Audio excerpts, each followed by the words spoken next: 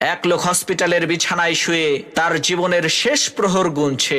এদিকে তার পরিবারের লোকজন আর হসপিটালের একজন নার্স তার বিছানার পাশে দাঁড়িয়ে আছে। এমত অবস্থায় মৃত্যু শয্যায় শুয়ে থাকা ওই ব্যক্তি তার বড় ছেলেকে কাছে ডেকে বলল, বাবা, ঢাকার গুলশানের আলিশান 10টা বাড়ি আমি তোমাকে দিয়ে গেলাম। এরপর তার একমাত্র মেয়েকে কাছে ডেকে বলল, মারে, বনানীর 5টা ডুপ্লেক্স বাড়ি আমি তোমাকে দিলাম।